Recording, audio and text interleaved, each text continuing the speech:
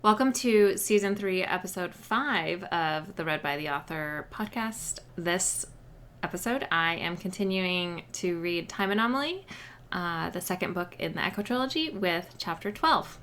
So let's get back to the story. 12. Nothing and Something. Nguyen stared at me, his blank expression combined with the passing seconds making me a little uncomfortable. But he had knocked me temporarily speechless with the bomb he had just dropped.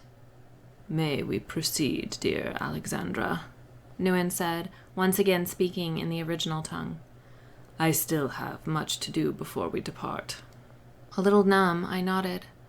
"I am going to release your power now," he said, and he slowly raised his hand and touched his first two fingertips to my forehead. Closing my eyes, I felt nothing. I raised one eyelid, peeking at Nguyen. Was something supposed to happen? Something did, Aset said and reached behind her. Seconds later, she handed me a small, several-inch wide, polished gold disc. Look at your eyes. I raised the mirror. Whoa. They weren't exactly like Nguyen's, which swirled with luminous colors spanning the entire visible spectrum, but they were close. My irises shone with a fiery maelstrom of reds, yellows, and oranges. "When you triggered the anchor woven into the statuette and traveled back thousands of years, you enabled the power to fully integrate with your physical form," Nguyen explained. "The evidence of it will be displayed in your eyes when the power is not shielded." He gave me a meaningful look. "This must be avoided at all costs." A pep, I said numbly. He would know what it meant that your shoot is within me, and that you're pretty much just a regular Netjarot now. He would come after us, right? "He would," Nguyen said. So is this my first lesson? Learning how to stop my eyes from glowing like a bonfire? I frowned, but that wouldn't save Marcus, and Nguyen had claimed that was our main purpose for coming here, for meeting with Aset and Nikure. "No." Nguyen patted my knee. "I will reestablish the inner shield when we are finished, and teach you how to do so yourself once you have more control." He looked at Aset. "I do not believe you are aware of the full extent of the relationship between Alexandra and future Heru." She tilted her head to the side. "They are bonded, fully and completely." Aset sucked in a breath and stared at me, her eyes wide. "But that would mean—" "Neither will last long in the other's absence," Nguyen said. "Marcus, Heru, he was away from me for a few months after we first bonded, and he was in pain, but he didn't die, obviously." "You were still there, even if your ba was not. Your body gave off enough residual bonding pheromones to keep him alive. For a time," Nguyen said. "Had you not returned when you did and fed the bond," he shrugged, "it is impossible to say how much longer he could have lasted, what with the nothingness clouding the futures." "How do you know we fed the bond when I squeezed my eyes shut, feeling heat flush my neck and cheeks. "You did not watch, did you?" When I reopened my eyes and met Nguyen's, he looked completely unrepentant.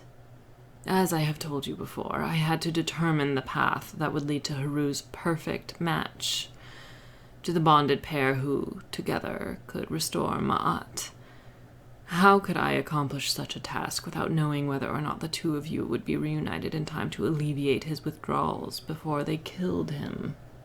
Nikure chuckled, and mortification saturated every fiber of my being. "I would very much appreciate it if none of you ever spoke of this again."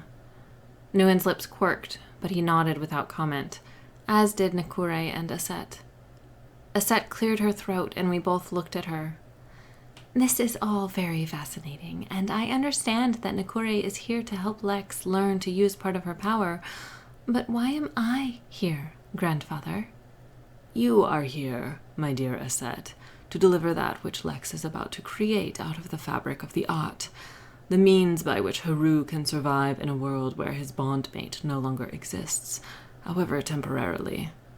Again, Aset's eyes widened. You want me to hold on to something for thousands of years, then give it to him once she, Aset flicked her eyes to me, leaves her own time to travel here?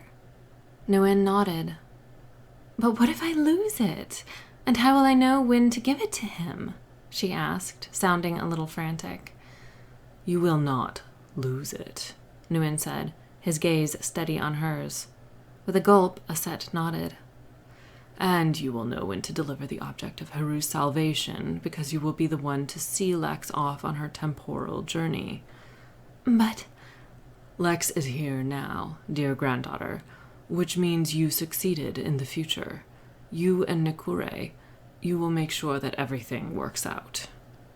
I stared at them, first at Nguyen, then at Aset, then at Nikure. So, possible problem.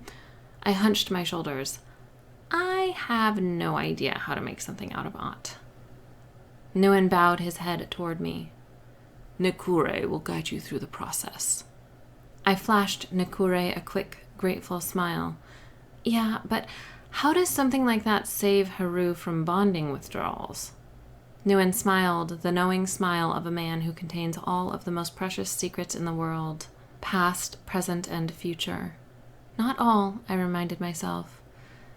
Because, he said, within that object will be a supply of your bonding essence. I opened my mouth, then shut it again when I couldn't formulate a response. He turned his attention to Aset and Nikure.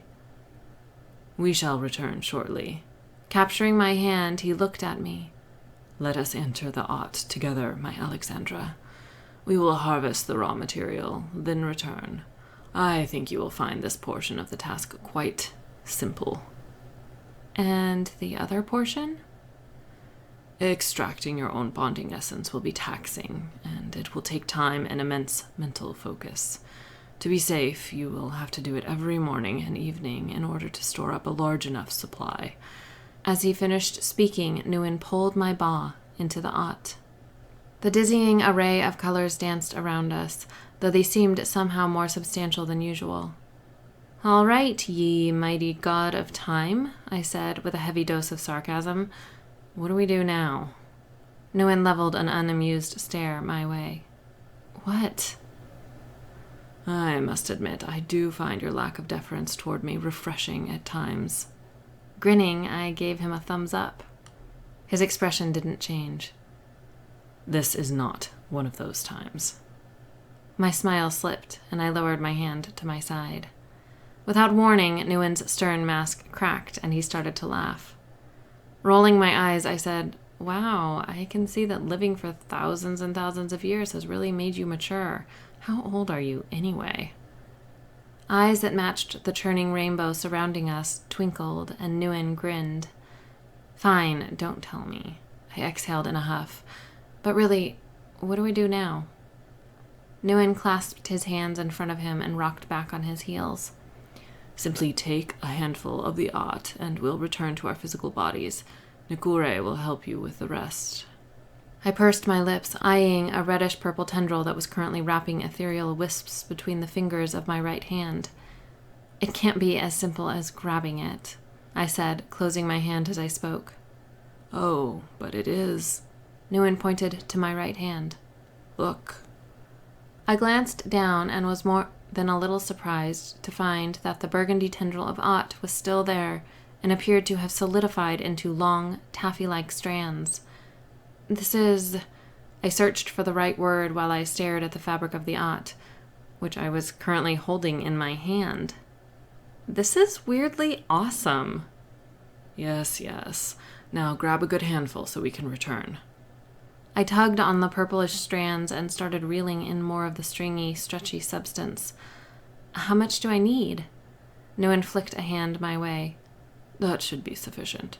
Roll it up into a ball. It will be easier to work with in the physical plane that way. More like clay and less like that odd, fluffy confection you have in your own time. Cotton candy?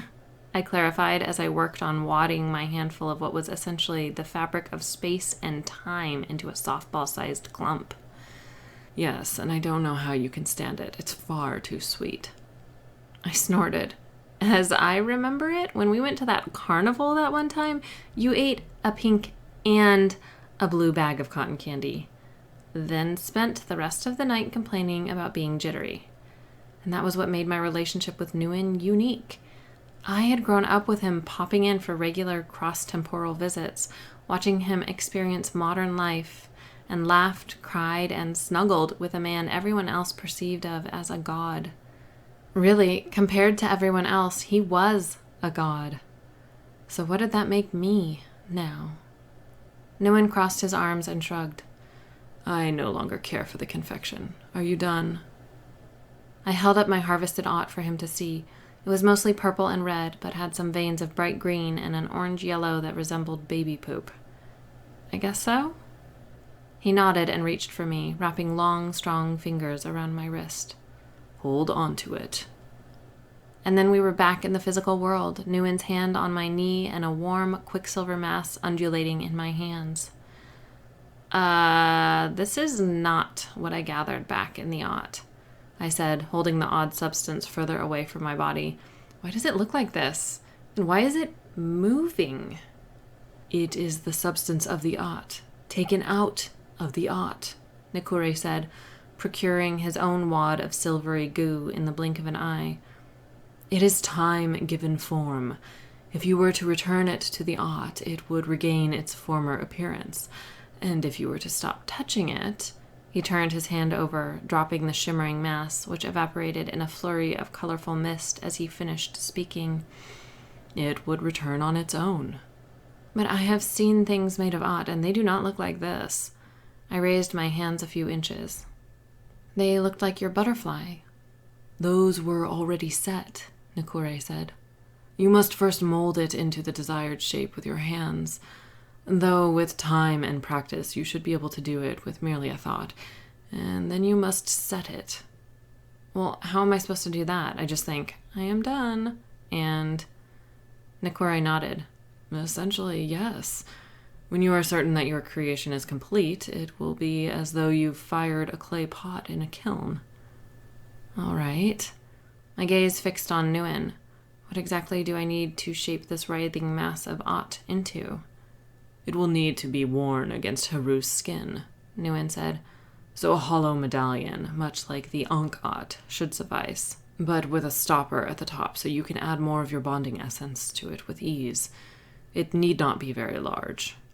I studied the substance in my hands while I started making an attempt to shape it into something resembling a medallion, but every time I started working on a new part, the bit I had just formed reverted to its original unruly quicksilver nature. It is not working, I said through gritted teeth. Try closing your eyes, Nikure suggested. Doing so helped me when I was first learning. I glanced at him. He nodded in encouragement. Continue shaping the ought substance, imagining how you would like the end result to look. I did as Nikure instructed, imagining instead of a medallion, a smaller version of one of the perfume bottles that littered Grandma Suze's bathroom counter. It was one I had always admired, a slightly opaque bottle shaped like an elongated teardrop with an old-fashioned glass stopper that, as required by its lack of a flat bottom, was set on its own unique silver filigree stand. It was so elegant and luxurious that I now realized it must have been a gift from my over 2,000-year-old grandfather. Very good, my Alexandra, Nguyen said. Do not forget to make the stopper.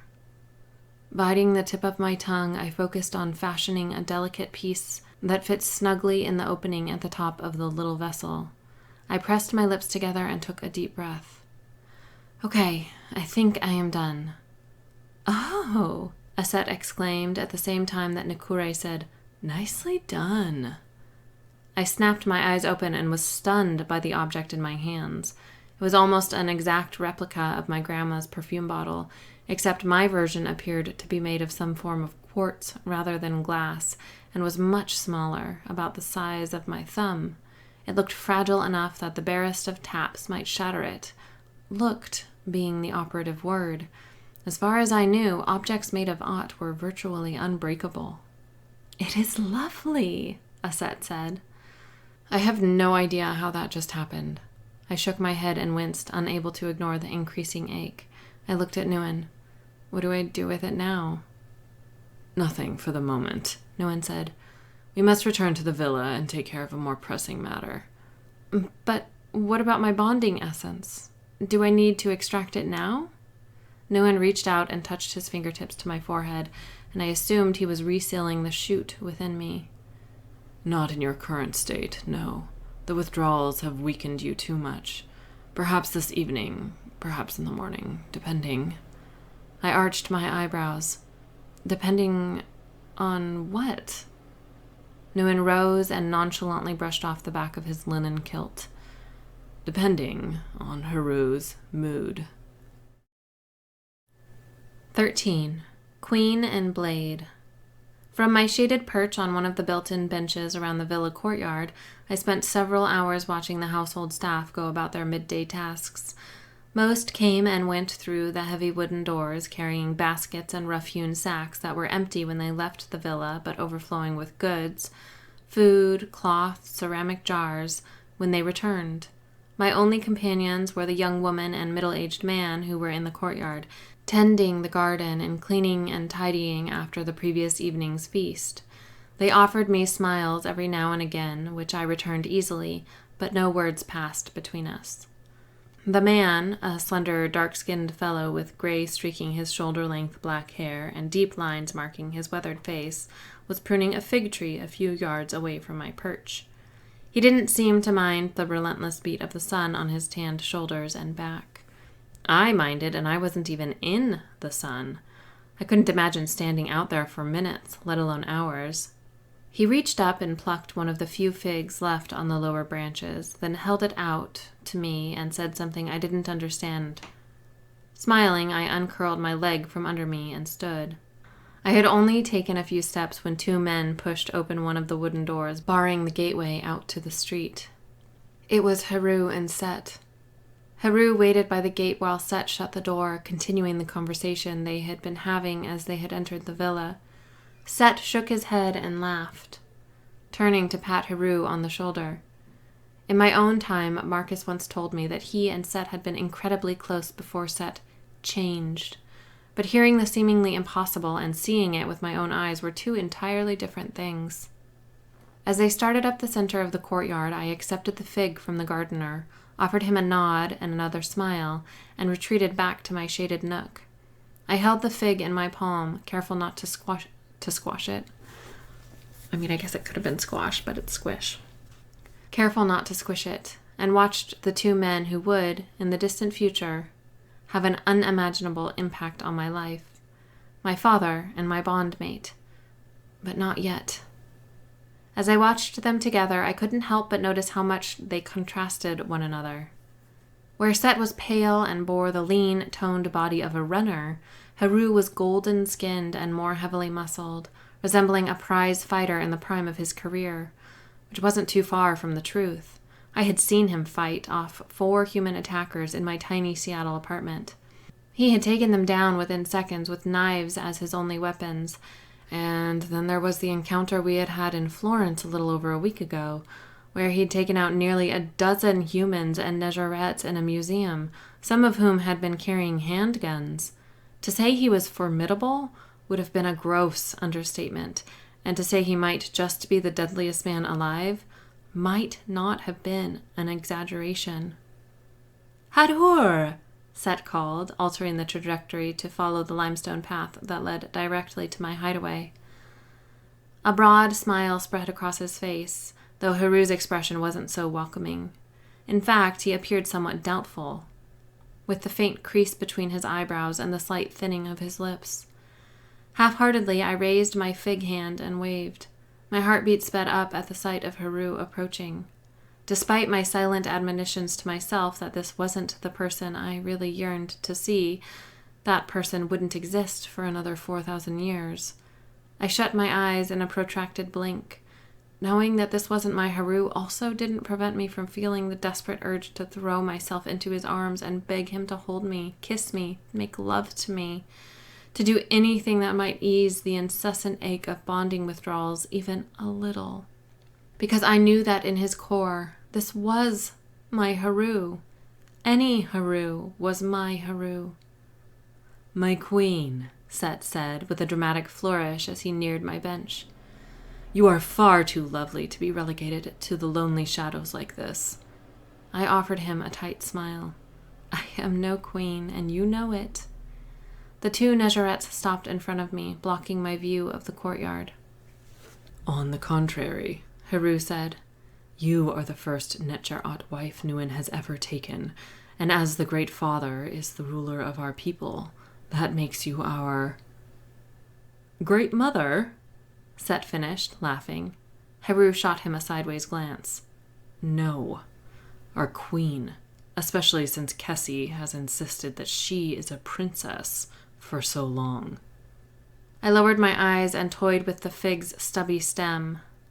There was a tiny tear in the skin of the fruit, and its sticky, opaque juice oozed onto the tip of my thumb.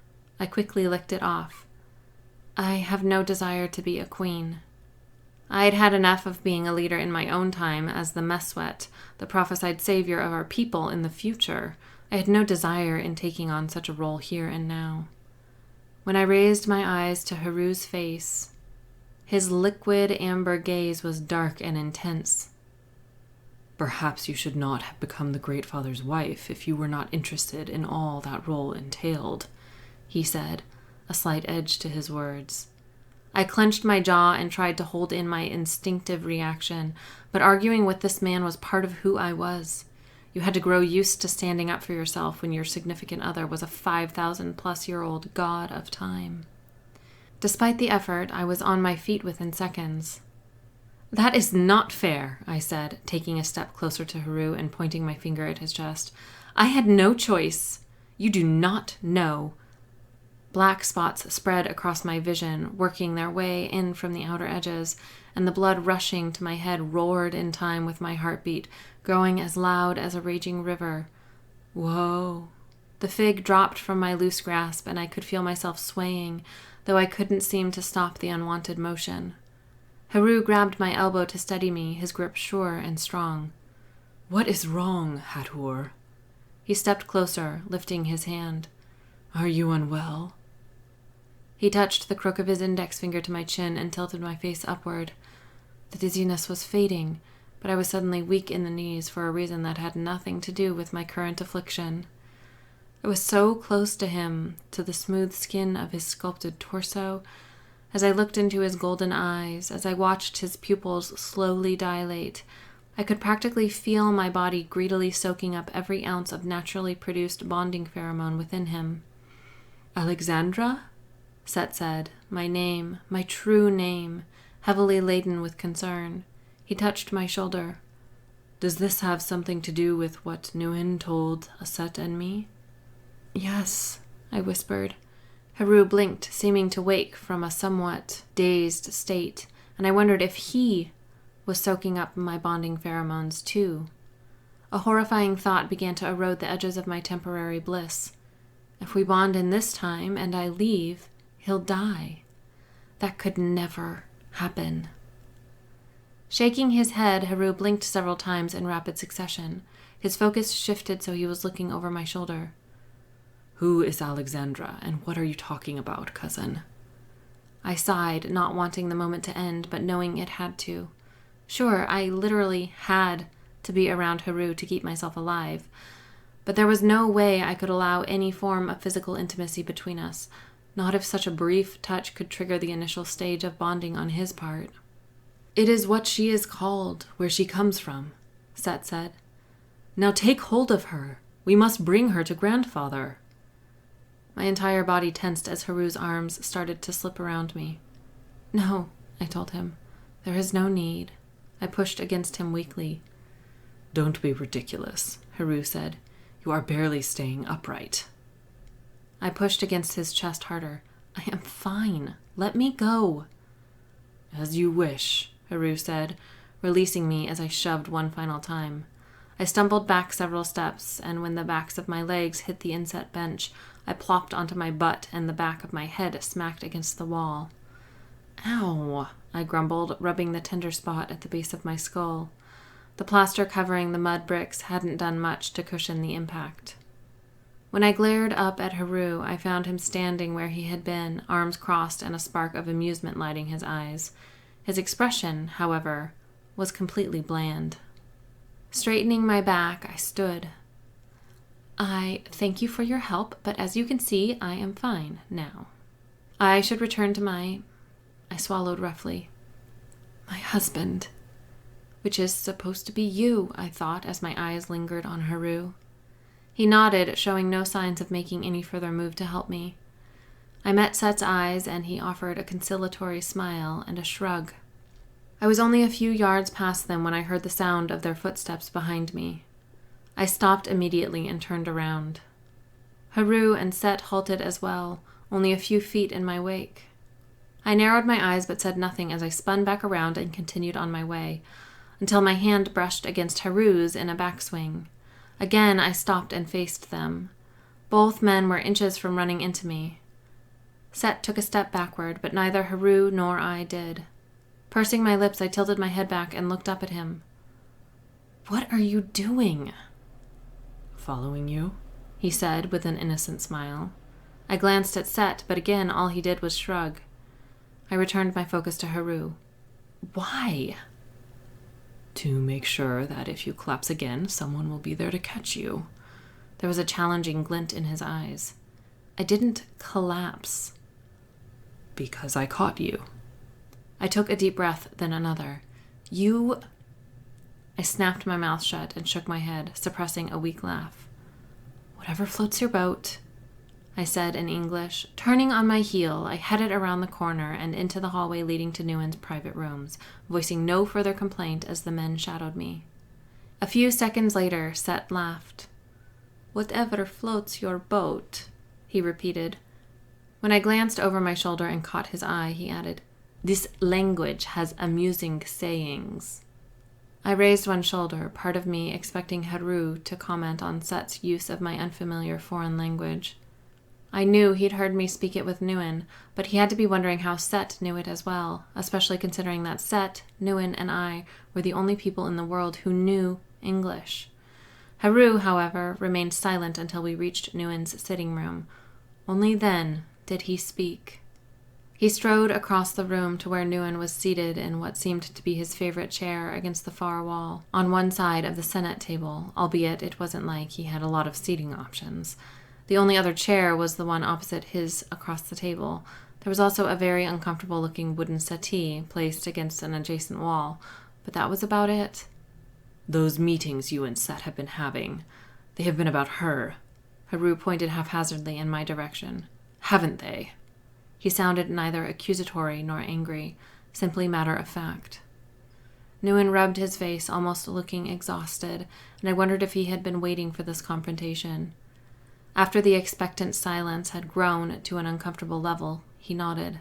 You taught him that guttural language, no doubt confided in him about her. For what reason?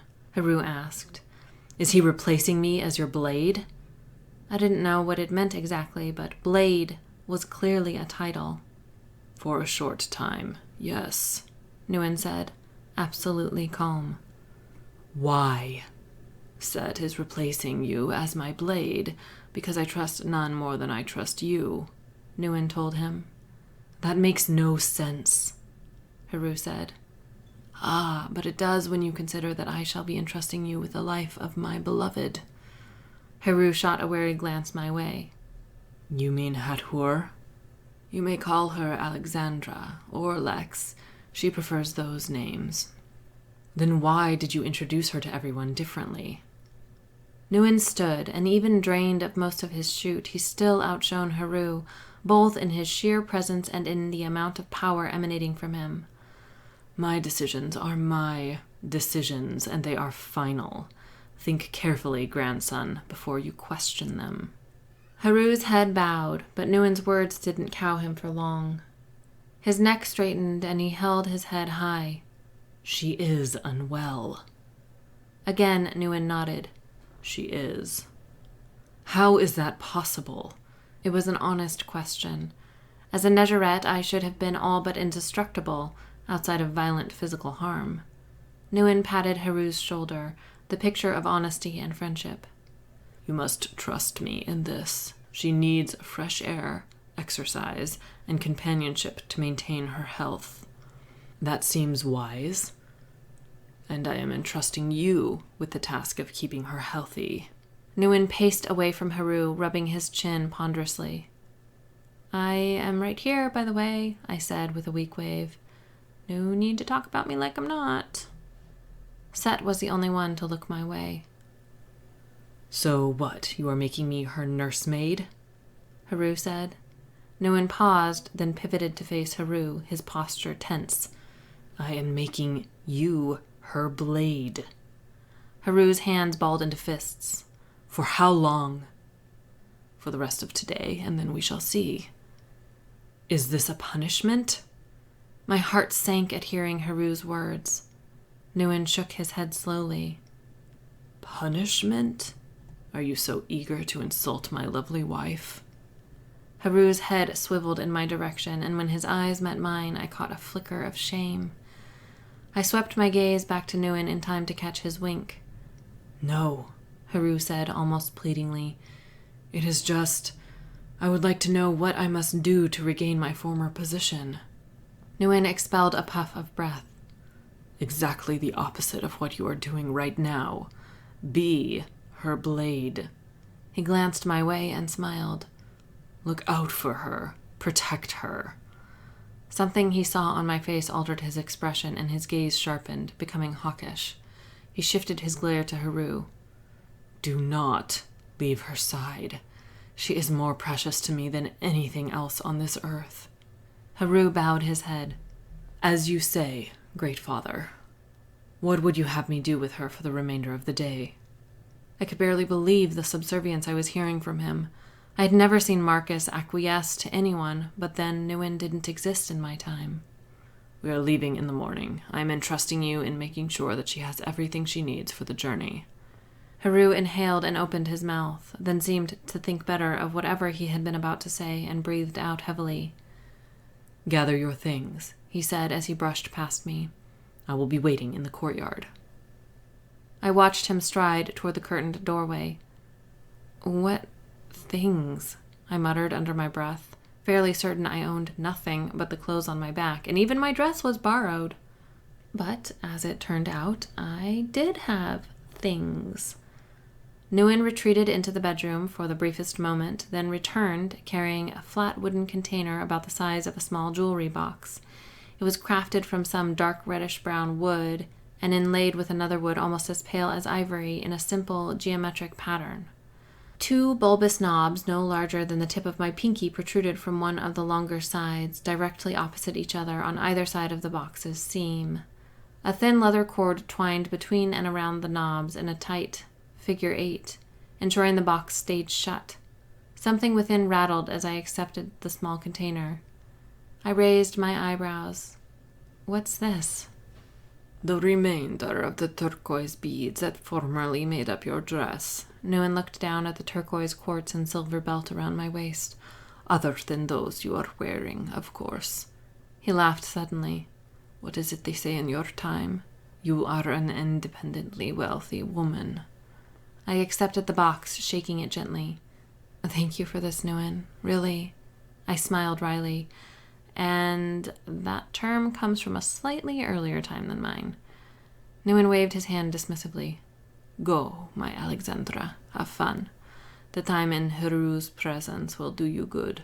You will feel much better when you return." I let out a soft laugh. I already felt better after the brief contact with Heru in the courtyard. It was impossible not to imagine actually being with him again. I opened my mouth, then hesitated. Nguyen tilted my face up with a finger under my chin. "What is it?" I cleared my throat. "Is there, any way for something to happen between us, Heru and me, without risking bonding on his part?" "There is not," Nguyen said, and my heart sank. "I see." Looking down at the box, I started to turn away. Nguyen grabbed my arm just above the elbow. "However, there is a way to place a sort of block once a bond is established, much like a memory block." My mouth fell open. But, Why didn't you just do that for me? It wasn't that I didn't want to spend time with Heru. The opposite was true. But not having to worry about feeding the bond would give me more time to focus on learning to control my borrowed power so I could return to my Heru, who I wanted to see even more than his ancient counterpart. Nguyen was shaking his head. I no longer contain the power to do such a thing. But I do? No, he said, again shaking his head. Even with my shoot, you cannot create such a block within yourself. My shoulders sagged as I grumbled internally about why he had even brought it up. Now, dear Alexandra, go find Heru and enjoy your day of shopping. I perked up a bit, and not because of the word shopping, but because I was about to experience what it was like to trade and barter in an old kingdom marketplace.